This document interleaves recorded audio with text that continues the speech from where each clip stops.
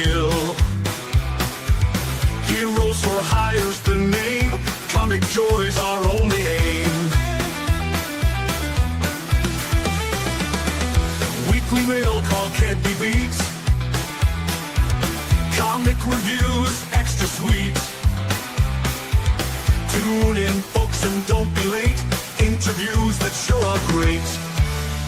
From Kentucky's rolling hills we stream. Matt delivers every fan's dream. Claim your favorites, join the quest. Heroes for Hire are the best.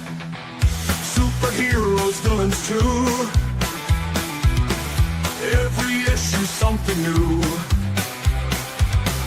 Golden age or modern finds. Entertaining minds of all kinds. Comic book sales you can claim. Join the club, win comic fame. Hear the stories, catch the vibe. Heroes for Hire feels alive. From Kentucky. Oh, hello. Welcome back. I'm Matt, Heroes for Hire Comic Club channel. Once again, we're here doing 2 episodes this week. This is episode 12 of Comic Conversations. My next guest needs no introduction, but he deserves one. He is the wheeling dealing, kiss stealing, limousine riding son of a gun, and he has a hard time holding those gators down. And nope, it's not the nature boy Ric Flair. That guy is a charlatan. He stole everything from this next guy, my next guest. It is the great legend show himself. Sir, welcome in. What's up, brother Matt? This is the great legend coming at you live. Man, I've heard all the fire. I've heard of all the women and the men they all desire. The Heroes for Hire. And that's the comic club that people need to be a part of. Amen to that, Matt. It's great to be here. Woo! Good to have you. Too, man. Good day to be alive. Yeah. You know, I did have something for the intro I forgot to say. It was like, if you feel like the world's turning into a dystopian future directed by a future film directed by John Carpenter, don't worry. We're here to give you all the joy and love we can in the world, and we'll talk about comic books and life in general. Heck yeah. So there you go. We got Boggs is here. Hey, I know that guy. Vogs18. Good to see you, Will. That guy's internet famous, ain't he? I don't know. Oh, man. He's everywhere, man. He is like, yeah. He's like everywhere. We got Random Reeds in the house. Oh, I know that Kevin, guy. our man from the South, Georgia.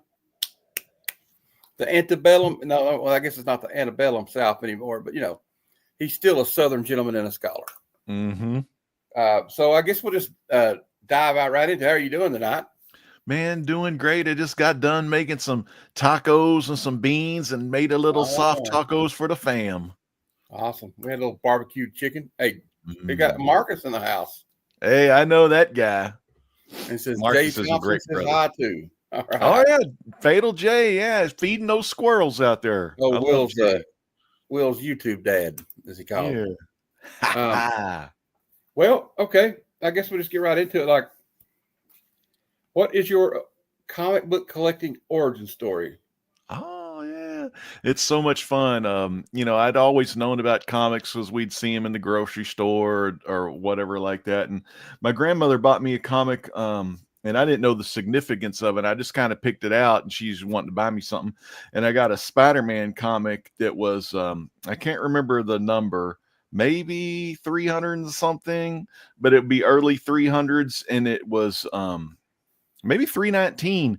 It was one of these main event covers, like in the bottom corner, reminded you of a boxing or a wrestling match. Yeah. Tonight's main event, we have Spider-Man versus Scorpion, which was Matt Gargan, Black Lash, which was an Iron Man guy, and then they had Rhino in there, and it was just a big kick-ass story. And of course, years later, I found out it was a McFarlane, you know, so it was really a Todd McFarlane, and it was just a masterpiece. So I kind of got into it a little bit there, dipped my toes wet into that book, and then Roger Rabbit #2 on a church camp. I found that at a gas station and took that with me to church camp. But I didn't start buying comics until like junior high as far as collecting and had my little short box set up. And my buddy Todd got me into comic book collecting, and I drove down to Plano, Texas, which is on the way to Dallas. And we went to Lone Star Comics that would become mycomicshop.com. And I got my first comics there that I really enjoyed. Like one of them was Fantastic Four issue 167 that had the Incredible Hulk on the cover, and him and Thing were at an amusement park. And it was very interesting because it wasn't the Thing and Hulk fighting. They were teaming up this time against Reed, Johnny, and Sue. Ooh. So I got into collecting Fantastic Four, and I asked my buddy Todd before I got there. It says, the comic I'm looking for is it's a team. It's a 4-team.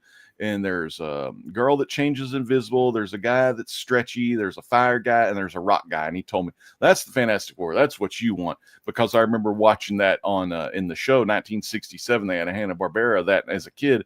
I watched that on reruns. So that's kind of what got me into Fantastic Four. And then I started picking those books up. And then my dad told me about a comic that he read in the 50s called Captain Marvel Adventures. So I started getting into Captain Marvel Adventures, the OG when the one that shot Shazam, and I got into that character. And I've been just kind of collecting off and on ever since, you know.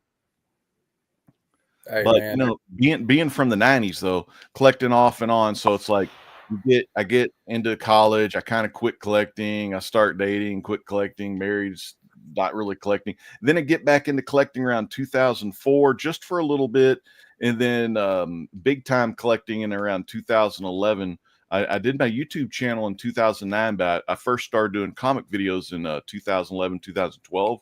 And that's when I kind of started reading some more like newer modern stuff opposed to the old stuff. yeah, I kind of had the same experience, like seeing these comic books, and my dad would bring some back when we would come back from the Army base Oh, yeah.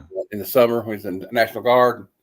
And I was hooked. I didn't really start collecting till later on, but like, you know, when we were kids, we didn't know what bags and boards were, right? Yeah, What's I that? didn't. I had mine in the drawer, the bedside drawer. I had a stack of mags and comics in there. We got Drew, Hey, maybe I some know Drew magazines we makes shouldn't shoes. have had too back then. We, you know, but Oh you yeah, know, those. Yeah, my brother, he had some. I don't know how he got them. easy comic reader. Howdy, Hey, folks. Easy Comic Reader's a Let me go Texas back here. guy. I like this one from Marcus here, what he says here. I know that everything's going to be Gonna be all right. all He's right. coming back, Al Green. Al Green, baby. Hey, you know, hey, he's also, remember, he's a Reverend Al Green too now. Oh, that's right. Yeah, Reverend Al Green. Interesting. Hey, but you know, I don't know. We all have that time period, right? Where like we start out with it, we discover like hanging out with girls and driving cars and That's it. cruising on the weekends, Yeah. football games and stuff, and then we forget about it for a while. We always come back to it though. Mm-hmm. The read A is lot of us. I mean, that's for what my experience was. You I know. start missing kind of the read and the outlet, the escapism of comics, because sometimes you'll turn on the news and it's like horrible, like horrendous kind of stuff going on, and then sometimes you just want to escape either through your favorite TV show or comic or Bible or even YouTube. Just get out Mhm. of something and get into something good, you know. And comics for me, they give a lot of good, you know. Well, that kind of, I guess, kind of leads into my next question, which was, you know, what are some of the things you love about reading and collecting comics? I love the whole story about it. The stories is really big because I love reading, and I love the artwork too. But for me, golly, the story, I don't know, like the artwork could be just so kick ass, but if the story sucks, it just still sucks, and I ain't gonna get into Oh, it. that's right. That's true. What got me, some of my favorite writers, of course, that Stan Lee and Jack Kirby, our initial run on the Fantastic Four was really good. I'm on issue, I think 72. I think it's about the Sentry from the Thor Sentry is attacking the Fantastic Four. I think that's 72, or it could be 62, but it's the issue after Blast Star and Sandman are fighting. So I have been rereading. I want to reread all the FF from 1961 to today's time, but it's going to take me a really long time because I'm only in the first, like either 62 or 72. Yeah. But the escapism, the story, the art, those all bring me in to the comic books. And then once 2000, I would say around 2011, when the DC did New 52, I started buying some more or newer DC books. But I got the itch because I had a couple short boxes and I wanted to get back into comic book collecting a little bit, or at least find something new to read or see what the FF's been doing. And I got on YouTube. I said, I already had a YouTube channel that did video games and cooking. So I was like, you know what? I want to see if there's any people that make comic book videos. And sure enough, I found this guy named Captain Strangelove on YouTube. And he had some of the coolest collection ever. And he had like all of the Spider-Man, Amazing Spider-Man books, 1 through 300. And plus he had like a couple of copies of the ASF 15 or Amazing Fantasy 15. And I was like, damn, look at this dude's collection. So I started watching him and I was like, holy crap. And then so I met a guy named Hallermouse, also with Captain Strangelove. And a while after chatting with them, they invited me to be on this live show with them about comic books. It was one of the it was the very first live show in the YouTube comic book community about comic books. It was like 2011. And so we started doing that, and we were doing it from Skype. And what would happen after we filmed the Skype session, we would upload that to YouTube.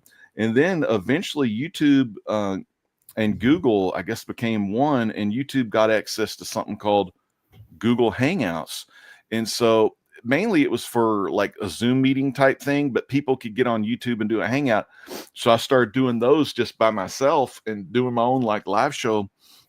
And I was the first one to ever do a live show in the comic book community, and it was fucking cool because I was the only one going live. So my numbers were so fucking crazy back then, and no one else knew how to do live. So I was very first one in YouTube to go live.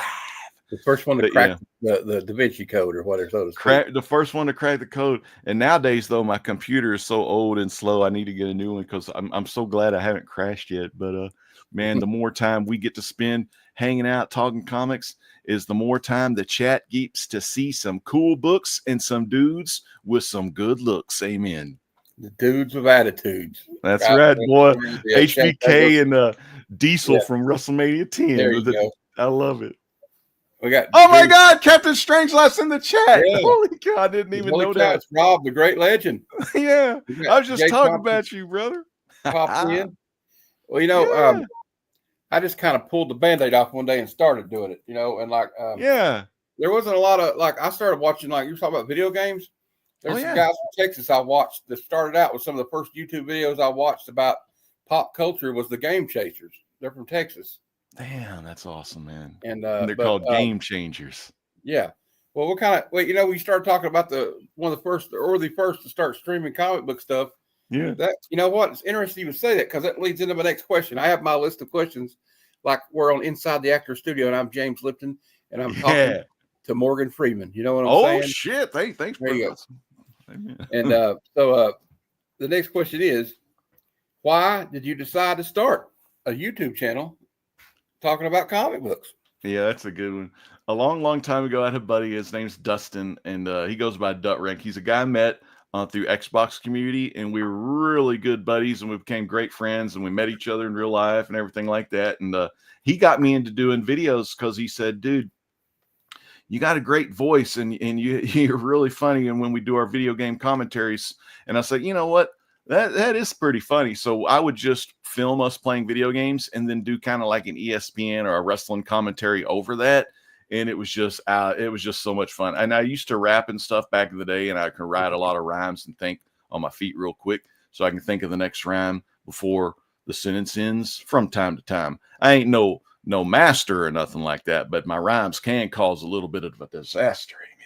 So I started doing that. I started doing comic books, and then I kind of took that, well, not comic books, but video games, and I kind of created the great legend heel character. I was like better than everyone else. I trash talk all the shitty players. Sorry, but I was just going crazy and having a lot of fun, and became a real heel, like in the Xbox community. Like they hated playing against me. They hated the guy. Because the great legend had, he was so full of himself, and, just kind of adds to the character of the heel character. And then I started doing cooking show, and the cooking show was very good. And I was the very first person in YouTube to ever have a klobasnik video, which is basically, to us Southerners, they're like pigs in a blanket, but to the Czechoslovakia folks, they're sausage rolls, with that nice, good high yeast bread Oh man, and you put the cheese in there and it's so damn good. Mm. I made those, and that was a very, like, all of those videos were in the 4 figures, so they were very popular. And then I could have kept doing that, but I don't know. I just, you clean in the kitchen afterwards sucks. So I started doing comic book videos. And the comic book videos, the views aren't as good as the video games or the cooking, but the people and the relationships I met on YouTube, and as far as the comic book community relationships, they mean more to me than like monetization or money made, because it's something you could share with another human being, like something you care about this comics, you care about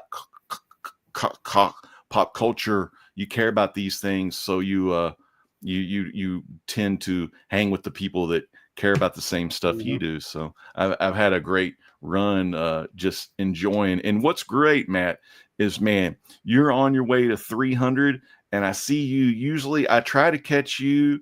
I see you at least once a day. So God bless. God's a great God to give me the ability to see you, like either on a live show, or you could be with your friends doing live shows. But this is a gift from God that allows us to see other people in their realm, in their comfort zone. So, man, hats off to the big guy, man, to make it all possible. Amen. You know. Yeah, hell yeah, heck yeah. That's what I like about it a lot. We got Captain Strangelove said he still remember that "keep your ass hot" sauce or salsa you created for your full chef's outfit. Yeah, that's called Salsa del Fuego. It's still on my playlist. I have a cooking playlist. Would you care to elaborate on that? I need to check that out.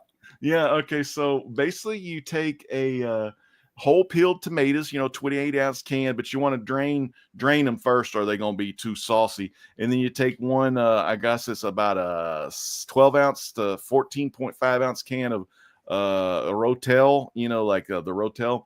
And then you put those two things in. You put like I want to say it's like a teaspoon of ground cumin and like some other powders in there, but you broil off 2 jalapenos, you broil 1 habanero, and I leave my seeds in because shit, it's more spicy. You know what I mean? And you just cut it all up in the blender. Oh, it's hot as hell, but it's really good. And if you don't like the spice, just take the seeds out and don't put a habanero. Just do 2 jalapenos and take the seeds out before you chop it up. But it's good. Yeah. I like cooking. Sounds good. I've tried some.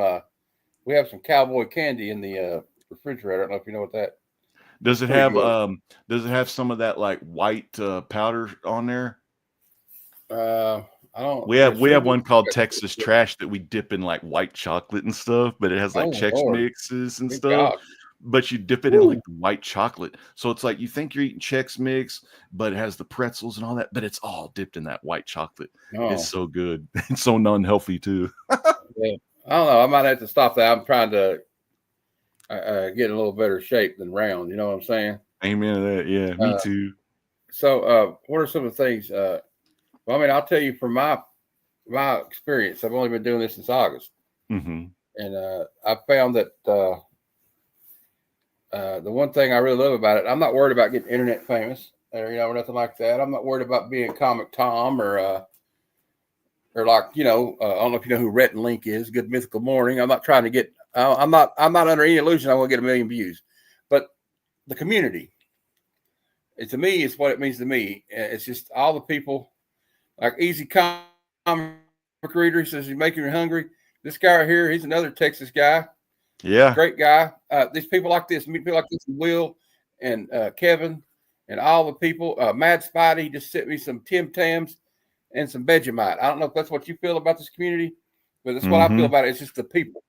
I don't get in this. I mean, I've seen some people do videos about how don't get in this if you don't try to get famous. Like, I don't care about that. I really don't. I don't care if I get monetized, so be it. But I just want to know if that's how you feel about the same thing. Yeah, like that was always a little dream, because when I started doing video game videos, I did a lot of videos about this thing called Skylanders, and it was a little toy that had an RFID chip in it. Yeah. I got this one. This one's from a different company. This one's called Disney Infinity. Same thing. You put these little dills on top of this little portal, and then the big Hulkbuster becomes a person in your video game. So I had these little critters called Skylanders. They look like little characters, and you put them on a portal, and then they come to life. And man, I used to get paid pretty good money and stuff, like $300 a month, because I was getting like 100,000 views on some of these Skylander videos. Basically, if you put 2 and 2 together, at the time, Skylanders was like one of the #1 toys all the little kids like. And what do little kids watch? YouTube. So I was getting pretty good cash for that for 3 or 4 months, and then I kind of did the cooking, and then I started doing the comics, and then the money kind of dried up. But but the thing about it was I got a little taste of kind of what that thing is like, and it doesn't really matter. It ain't really for me. Like there's not a lot of I don't think there's enough money into it for me to really get anything out. But if there's channels out there like the Tom channels or the popular influence channels, if you can sustain a little living or even just some part-time money to help with the groceries and bills, by all means, go for it. If you have the compassion and the power, you got to have like a strong willpower too, and you can't be afraid of the haters, because you're going to get some haters. That's true. Well, we got here. Drew's asking about what about Mr. Roberts Pizzeria, best pie in Texas? Yeah, that funny story. That's a good story, because I worked at a library for 24 years, and that's what I retired from. But one of the things I did was I was a children's technician, and I ran a lot of children's programming, and I've always been a good cook. So I decided I'm going to do a program called Mr. Roberts Pizzeria. And what it was, basically, I'm just showing the kids how to make dough, and then I threw the pizza in the air and did all the gimmicks, and the crowd was oohing on. Newspaper even came out too. That's always kind of fun. And so at the end of the show, everyone got to take home their own take-home dough, but they got to make it there, but they'll cook it at home. And what was so funny about it, at the end of the show, and this is pure wrestling psychology, at the end of the show, this one guy says, "So where is Mr. Roberts Pizzeria located?" And then the librarian told me that, I said, "Got him." People thought I was some damn real pizza chef because I made it look so good. And that's the thing about YouTube. I mean, as long as you just make the videos good, you may not know anything, but as long as you have fun and make the videos cool and neat, you're going to have people watching you, but not because, you're showing off a book like this one here. This is Fantastic Four number 50. It's a popular book because it's like part 3 of that Galactus storyline. But like, instead of like caring about the book, you'll care about Brother Matt or Brother Legend more important. Like, this story was really impressive. Kirby did this story, and the way he got Galactus was he was thinking what Stan told him. He says, "I want like a godlike character." So he kind of made Galactus that godlike character, and he had Silver Surfer as his angel character. Now, unlike kind of like the angels, the fallen angels of old, Silver Surfer was kind of a fallen angel because he quit serving his god after he saw that the way that god was going to treat that planet Earth. So he wanted to help all those Earthlings, and that book became pretty powerful in the history of the Marvel Universe, The Coming of Galactus. These are just some old Fantastic Fours I had to show. They're really good books. FF. Here's we got Circumstances of saying that he needs more haters for engagement.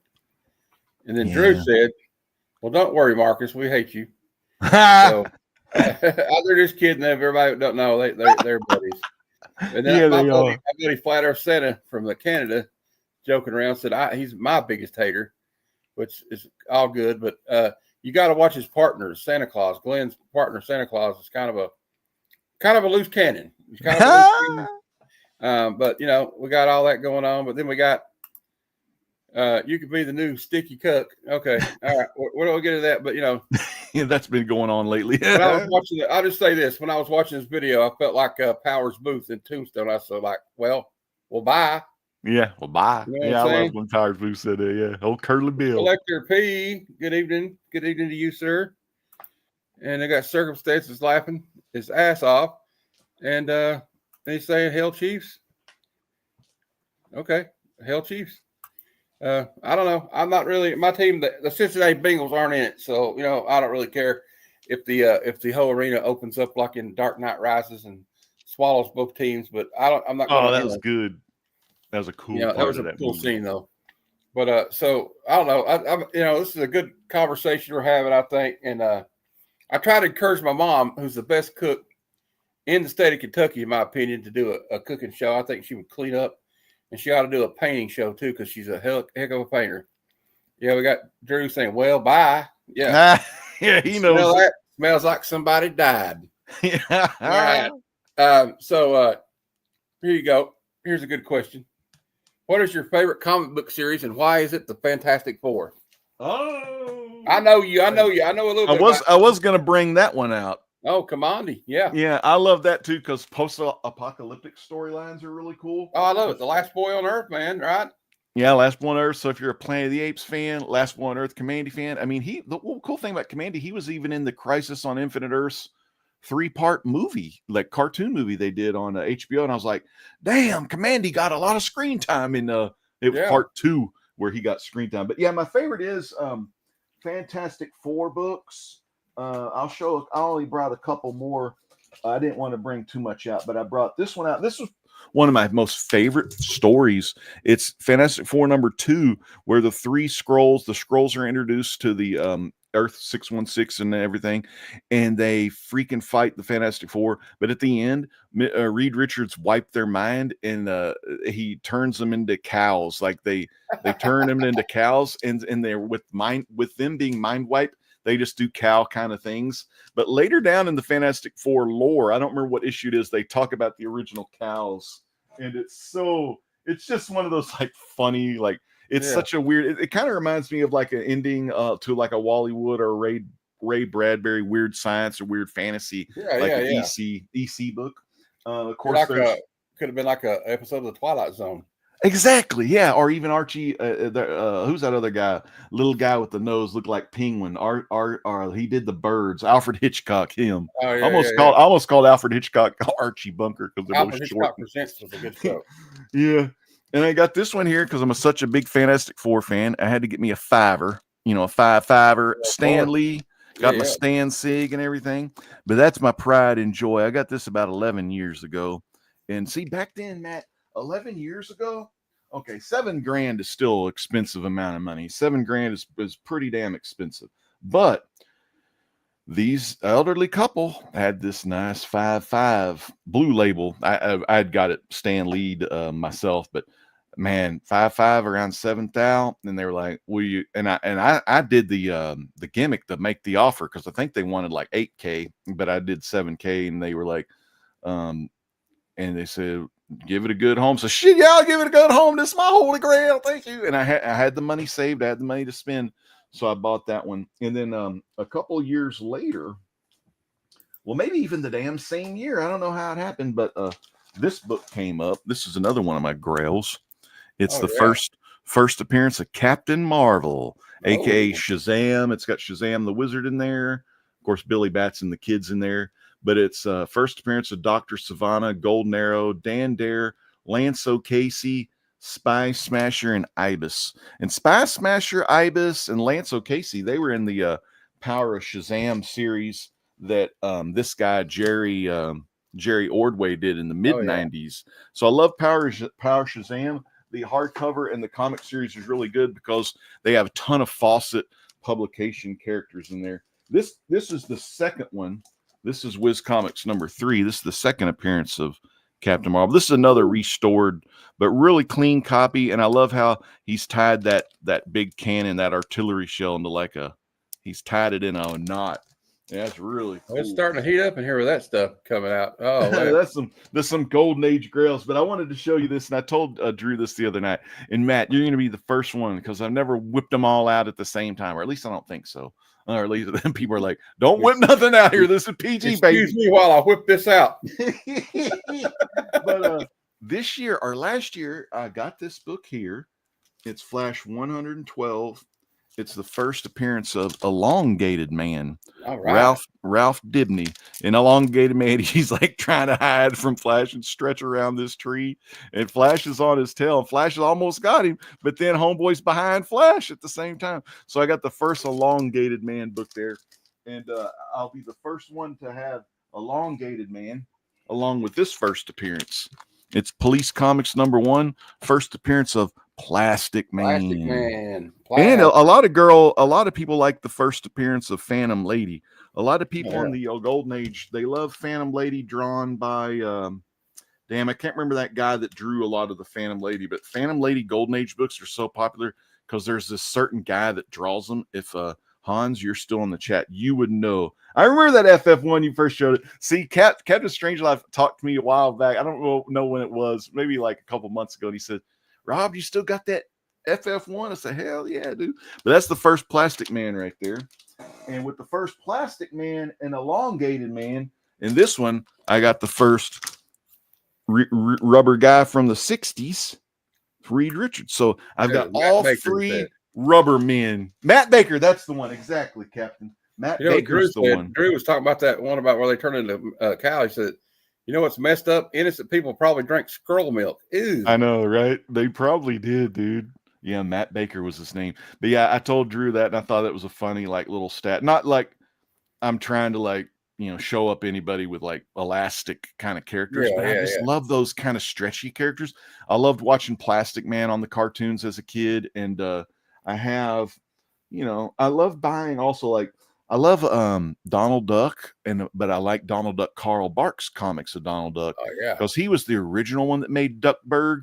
And then I like Don Rosa because he kind of like followed from Carl Barks' Duckburg comics. He kind of continued that continuity of Duckburg, and we got so many kick-ass stuff from Carl Barks, but not necessarily the floppies though, because the floppies of some of these books are real expensive. I do have some Carl Barks floppies and things, but I try to buy hardcover books that have like the complete stories. So I have like a bunch of Don Rosas on this bookshelf here, and then over there I got Carl Barks, and there's like Carl Barks is doing a 30-volume set, and I only need volume 29 and 30, and then volume 1. They waited the last minute to do like 1 through 4, because the first one they released, I think, was volume 5, which had the first appearance of Scrooge McDuck in it. But I love hardbacks and trade paperbacks, and I also love to read on my iPad too. It's a great way to read. We got to say, rubber dudes make legend happy. What can I say? He likes them scratchy. I like we have guys like Drew in the chat. You know, it kind of makes it a little bit more fun. Yeah, I've been playing, me and Drew, like sometimes when I'm not reading comics or the Bible, or a lot of other times. I love researching Bible prophecy, 90s basketball. I don't know why, and Victor Wembanyama. A lot of basketball stuff comes up, but a lot of basketball. I love basketball, and then comic books, of course, and movies and things like that. But I like watching YouTube. But then I also play video games. I play Marvel Rivals and WWE wrestling on Xbox. Right. Me and Drew play those. And Drew, we got circumstances to say. I hear Drew is an authority on how legend likes it. # maneuvers. Yeah, that's an inside joke. Those weirdos. Yeah, because I said I love when Drew practices maneuvers on me. and then of course Marcus laughs so much. Marcus remembers that line forever. Well, okay. We got that. What are some of your favorite artists and writers? We kind of talked about a few, already. So I don't. You kind of answered it already, I guess. But I do love Kirby, and I like Stan Lee. But good God, Jerry Ordway here, man. I love this guy, Jerry Ordway. I got so addicted to him, and I reread all of his. I have the floppies, but I reread them all on the DC Infinite app. Mm-hmm. This was the first time he did Shazam was this first. It's a hardcover, but you can get it in trade paperback, and you can read it digitally. But I went to Baltimore, and Jerry Ordway, he put a nice message. He says, "To the great legend, best wishes, Jerry Ordway," and he drew it for me and everything in there. Another reason I like this is he did painted art on the inside. And what's really cool is, I don't know if I'll be able to find it in here. I know maybe Captain Strangelove would remember it, but there's a device in this comic called the Scorpion. I call it the Scorpion, but it's a bunch of like lenses that come together through the scorpion's tail, and it could turn it's a mystical device that could turn like items into gold. And what was so cool about this device is it's the exact same device that was in this show here. from Republican Pictures. This is Adventures of Captain Marvel, and it's an old black and white serial from 1941. I think it's 12 chapters long, and it stars Tom Tyler, who was a guy that was pretty big in westerns, but he also played in the first sequel to The Mummy before Lon Chaney Jr. started taking over. It was Boris Karloff, then Tom Tyler, and then Lon Chaney Jr. But there was this cool scorpion device, and some of the things they used in that old black and white, they actually Ordway put in this comic in the mid 90s. Oh, cool. So there's all these like Easter eggs in there and all this shit that only I would probably get because I'm just like a nerd like that. And it's I like, like when they do that. Like the Easter eggs, like, you know, a lot of the characters you showed, the DC characters, they're like, well, I mean, he was a DC character then, but Shazam, yeah, Marvel, and Commandy, they're in that, like, I don't know if you ever watched the Batman Brave and Bold cartoon. Yeah, well, all Easter eggs for like the Golden and Silver Age. You know, I loved it. Like, me too, dude. When they showed Commandy on there, because it's like yeah, one of they my showed him a favorites. lot too. They showed him a lot, man. And yeah, I loved it.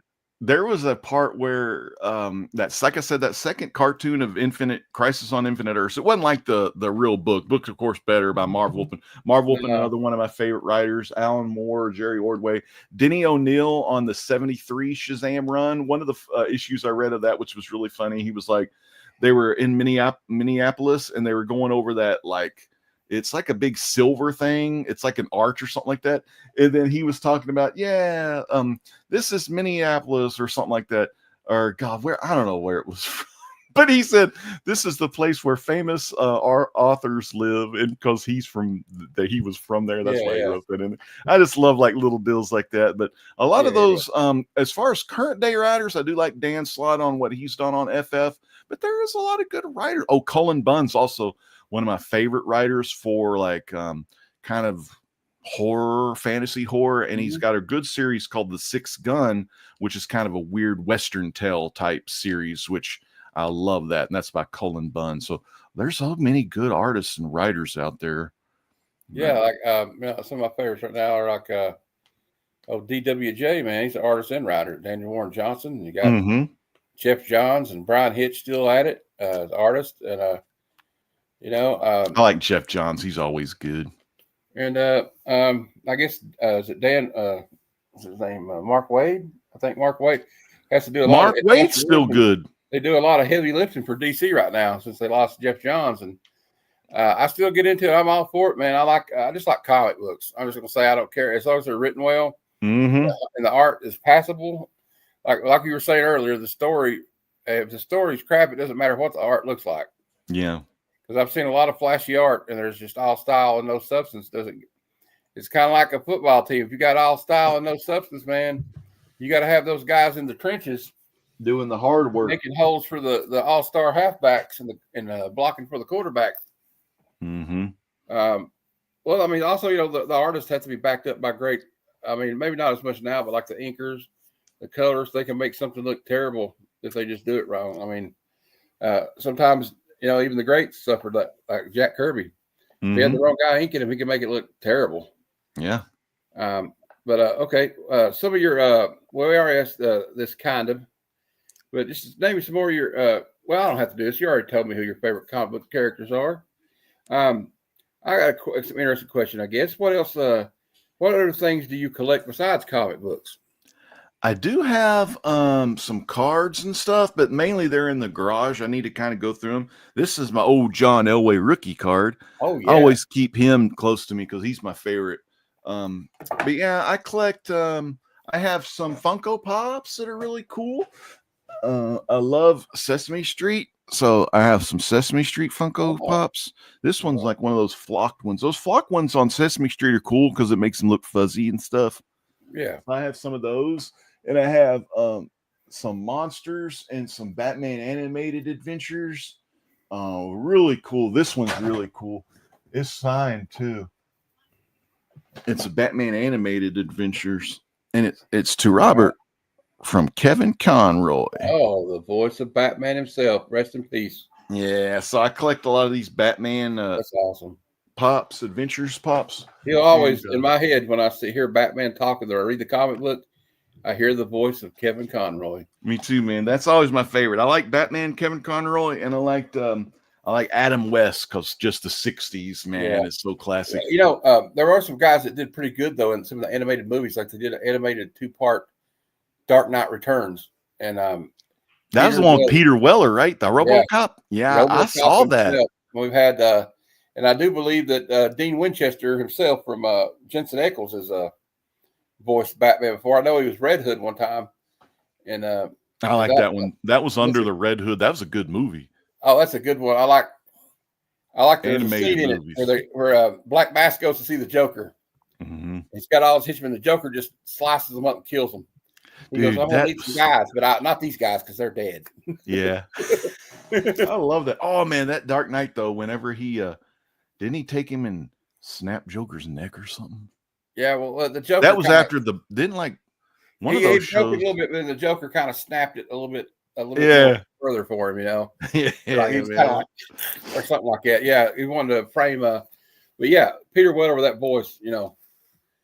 Then we got Captain Strange. So I was talking about that serial Captain Marvel. Yeah, it was that death ray. Scorpion weapon is that it was some ancient death ray. Yeah. And what was great in the comic book series in 90, I guess 95, 96, 97, it ran about 3 years, Power Shazam series.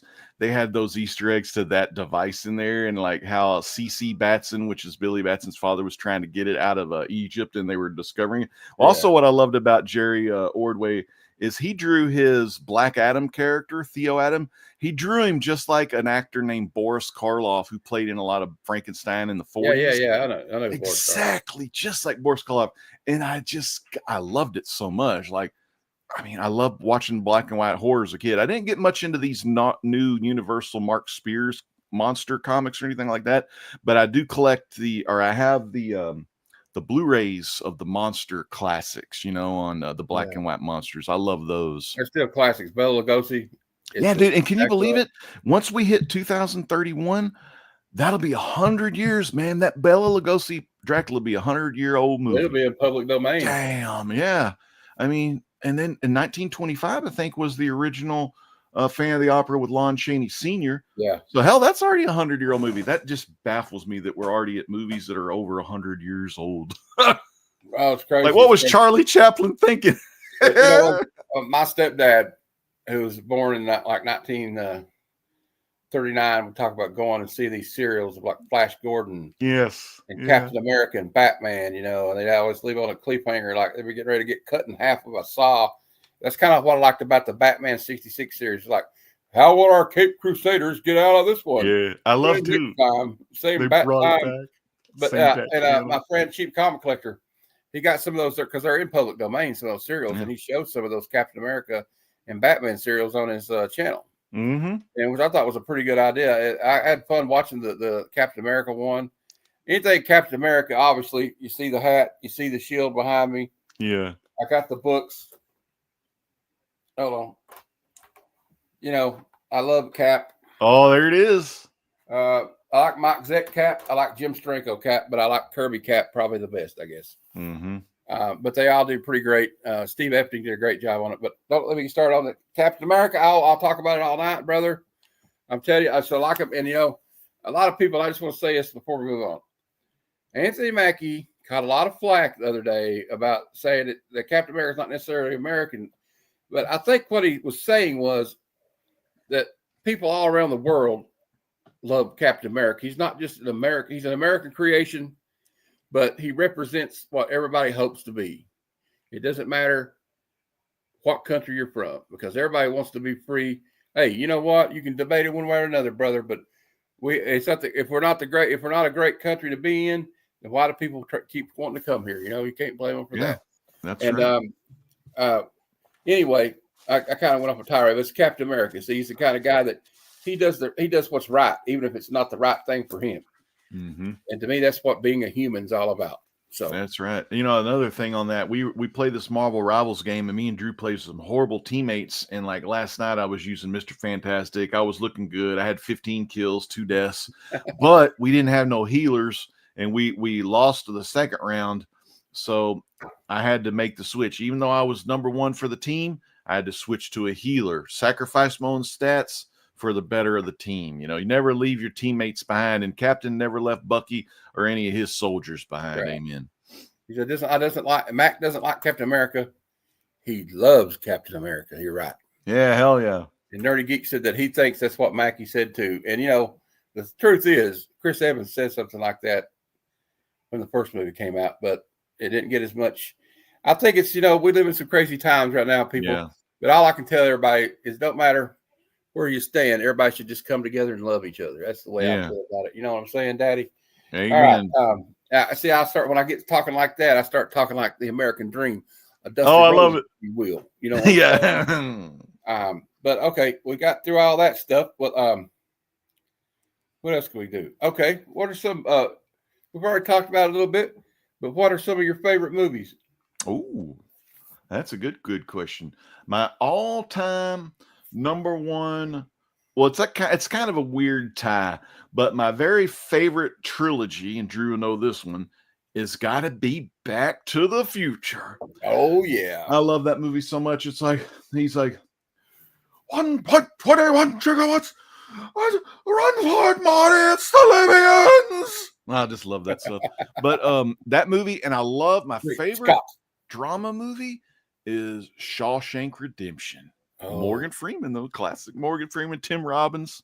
Get Busy Living or Get Busy Dying. Yeah. So many good memories, so many good things in that movie too, like that can teach you along the way. Like that classic phrase, you know, get busy living or get busy dying. I mean, you can bitch about stuff all day long in your life. Things are going wrong, but it really takes you to change your life, to change what you want to do so you don't have to feel sorry for yourself, you know, and like be all despair. But, you know, you got the power to improve your life.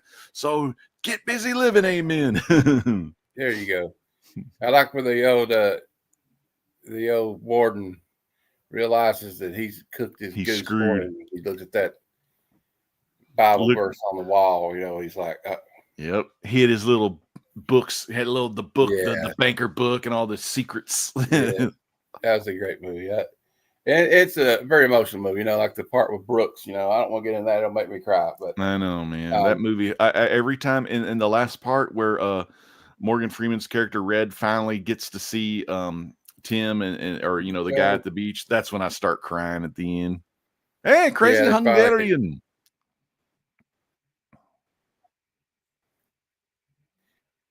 It's howdy. And he tells him in that letter, is if you feel like traveling a little further, well, I don't think they'll send. But Joe's a good guy. We're doing a show called Matt and Joe's Bad Cinema, and we're going to do bad movies. Our first movie we're going to do is called Hard Ticket to Hawaii by Andy Sedaris. Oh, wow. It's got everything you need. It's got former Playmate bunnies in it, giant explosions, a big giant fake rubber snake, a bunch of buff dudes firing guns that can't act their way out of a wet paper bag. What else do you need in a bad movie, right? I love those old horrible ones. And they even, and or like Troll 2. You remember that one? Oh my God, Troll 1 where they threw him in that pit. Yeah. I've seen some of these movies on Shudder on some Joe Bob Briggs. You ever remember Late Night with Joe Bob Briggs? Yes. Monster Vision. I watch him.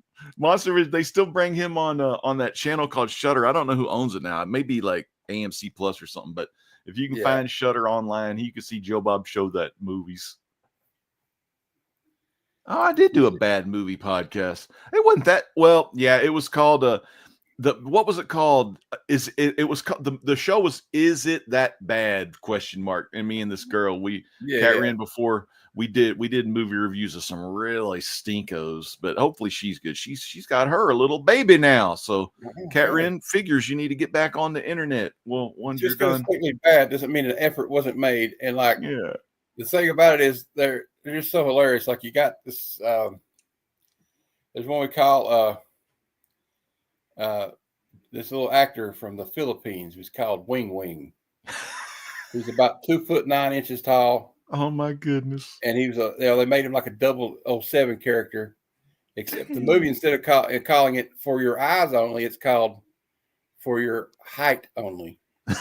For your height only instead of eyes only. For your height. It's brilliant. We're going to review that one soon too. It's Oh, those are great. it's so bad it's good, but it doesn't have to make sense. You just got this little guy running around. His head doesn't even come up to the doorknob on the door, but he's still making an effort, you know.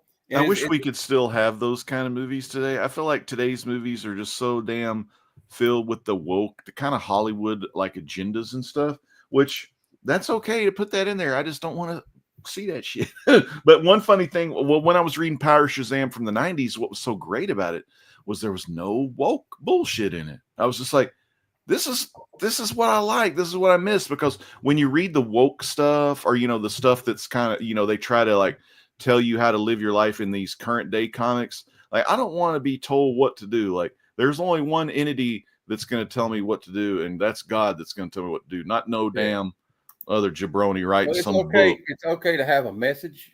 Yeah, yeah. But you don't have to beat me over the head with it, okay? Yeah, don't beat me with it. Yeah. Yeah. You know, Stan Lee was good at making a message come across in his the soapboxes. Without like ruining the whole story. You know, a good example of a modern one doing that was Avengers Twilight, kind of did that, which was kind of great. But yeah, you can do it without being so preachy, you know, and virtue, what do they call it? Virtue signaling or whatever. Hell yeah. But you know, but I digress. I just want to think about the great movies, the great bad movies. You know, I love the old ninja movies like Ninja 3, The Domination. This ninja's spirit possesses the body of this beautiful woman, and she goes around killing everybody that was his enemies. And at the end of it, the ninja comes by and says, "Only a ninja can destroy a ninja." Dang. You know, it's like, this doesn't make any sense at all. But good action, good fight scenes. But you know, it's just crazy, cool stuff. You got hot chicks, ninjas, fighting. What else do you need, right? Throwing stars, everything. Yeah, the throwing stars, very impractical. Nunchucks. You know, they always do these fancy tricks, but then when they have to get the fighting, they just go like this the whole time. And just bop, bop. That's it. They're good for show. Or you get the lovely lady, martial artist, what's her name? Cynthia Rothrock, the master of the scorpion kick. Damn.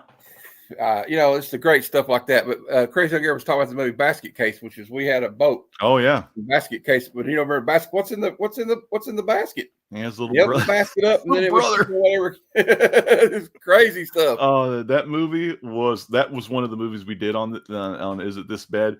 And damn, I remember that little basket, and then how the brother in the basket, or the baby in the or whatever the hell that thing was, they could kind of telepathically tell each other what they're doing. Yeah. That was wild, man. Or, you know, you get into some wild stuff like Cronenberg and kind of freak you out.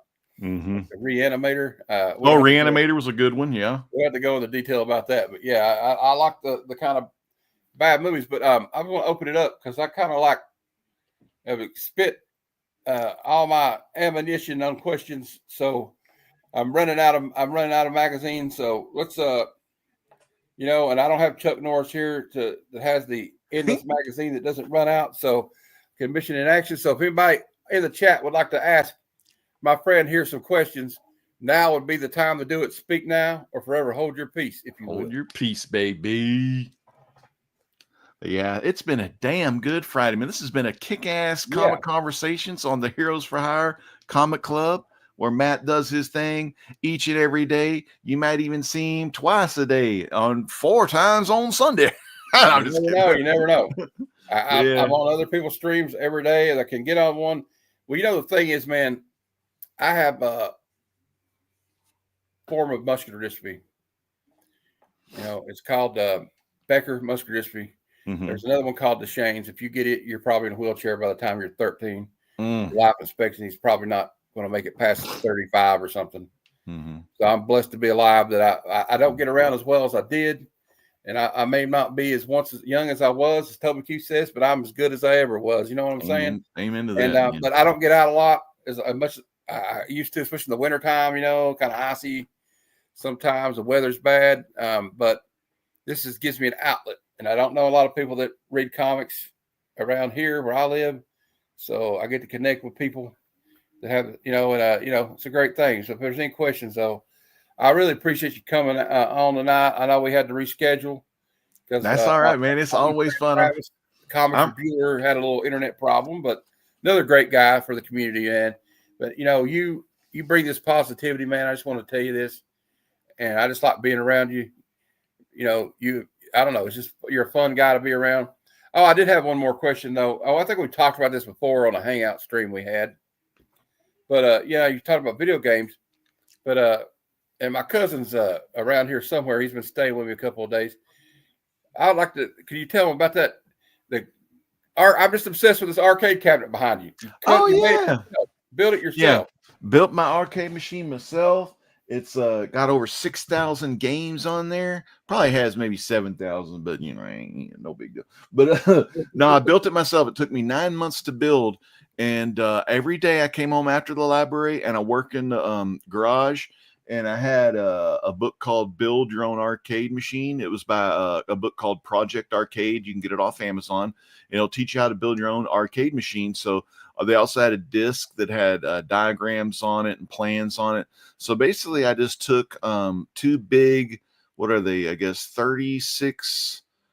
They're just huge sheets, like maybe 8x4, or I don't know. They're these really long sheets of plywood, 3/4 quarter-inch plywood. And I just cut out a couple of sheets and then got my arcade. I got a big television bubble tube TV in there, and it's all S-video. And right now, though, the computer that runs it is kind of screwing up. I got to get in there and probably put some new memory in or something, because the lightning struck it, and I think something in the computer's not letting it boot up. But, dude, once I get it working again, I'll definitely play some games on it. Roll it back. Yeah, I'd love to see it up and running. We do have a question from Easy Comic Reader.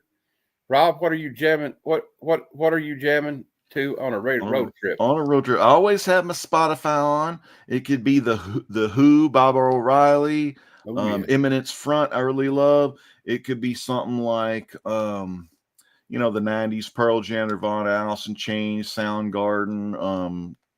Some of those classics, I like those. Stone Temple Pilots is another one. Yeah, or it could be like classic rock, but normally it's like classic rock.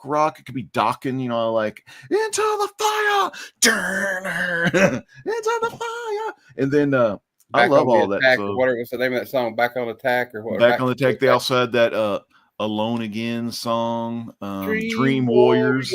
Yeah. Oh, from that Freddy 3. Oh yeah, Dream Warriors. George Lynch, the Lynch Squad. The Lynch Squad, George Lynch. Lynch Mob or something. Yeah, anything with some good rock, maybe some acoustic too. But yeah, I always have that Spotify because I'm on that Spotify family plan. So we got to make sure we use it up. That's for sure.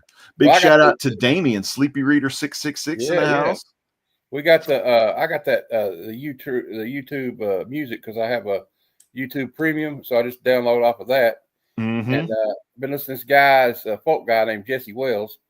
Cool, man. Jesse Wells. Guys from Fayetteville, Arkansas, and actually Easy. I mean, not Easy, but Easy Comic Reader. Me and him got a lot in common with music. But Random Reads turned me on to a little guy named Billy Strings. Billy Strings. Yeah, Random Reads loves it. That guy. Yeah, that Billy Strings. Damn, that's a master guitar player. They had a Nirvana reunion the other night with Joan Jett. Even sang with them last night for that fire aid relief in Los Angeles. I saw it on there. Yeah, Pat Smear and all of them back. Made me miss. You know what it does though? It made me sad. It made me miss Kurt Cobain's. All it did, really. Yeah. I mean, there never no one like Kurt Cobain. It sounds like we got the same mixtapes. What Easy Comic Reader? You were talking about the Who. Yeah. In my opinion, Rolling Stones. Yeah. The greatest live album of all time is the Who live at Leeds University. Mm-hmm. Young Man Blues. Young man ain't got nothing in the world these days. I like the old Pinball Wizard. He's a Pinball Wizard, yeah. Yeah, I like that. I was watching the Tommy movie last week. Yeah, Tommy. Elton John does the Pinball Wizard song, and you got Tina Turner singing the Acid Queen. Great stuff. I mean, it doesn't beat the Who doing it, but it's kind of hard to beat the Who doing it. But as far as music, I like all kinds of music, man. Growing up, I listened to Guns N' Roses, Public Enemy. Oh, yeah. House of Pain. Jump around, jump up and get down. Yeah, my brother, we did listen to, I did have the Chronic and Doggy Style as far as some of the rap went. We did House of Pain. We did Metallica, of course, Megadeth, all that, Angry again, just like the Pied Piper. Let rest Always like the Anthrax and Anthrax, yeah. Anthrax and Public Enemy, Bring the Noise. Mm-hmm. You know, turn it up. Yeah, but Those are good music back. I could get on. I get on that. I'm as comfortable listening to Merle Haggard as I am Public Enemy. So you know what I'm saying? Or like, you know what Waylon Jennings always said. You know, when you're in Texas, Bob Wills is still the king. So you gotta tip your hat to a lady, I guess. Mm-hmm. That's right. I thought I would throw that in there since you're from Texas, sir. So hell yeah. If we don't have any more questions, I guess I'm going to wrap it up. We kind of just go for like an hour anyway. That's good. I've had a great time. I could have talked to you forever, but I ran out of questions, unfortunately. Sorry. That's all right, man. We'll have more hanging out to do, most likely in the future, fans, either on this channel or on my channel or anyone's channel. And you're welcome back here anytime. I do the Hangout Show on 7:00 p.m. Eastern. I'm going to tell everybody what I got going on this week, and then I'll let my guest go last, so we get to hear from him last. But just for a little quick, of course, we have this show tonight. This show is usually Tuesdays, 8:30 p.m. Eastern. But next week it's going to be a different time because I have a buddy from the West Coast, all the way from Washington State. No, that's the week after. No, next week it's going to be the regular time, 8:30 p.m. Eastern. I'm sorry, Tuesday, 8:30 p.m. Eastern, and my guest will be Kingdom of Nerds, Bruce, good guy, friend of the channel. And the week after that, it will be Comic Tropes. So cool. Chris has agreed to do it. I guess I better have to remind him because it's people might forget. Well, and tomorrow, Sunday, 6 p.m. Eastern, Sunday Super Show Extravaganza. I just like using the word extravaganza in a sentence. That's extravaganza. And we talk about the new Comic Book Day previews. We talk about the trending 20 comics.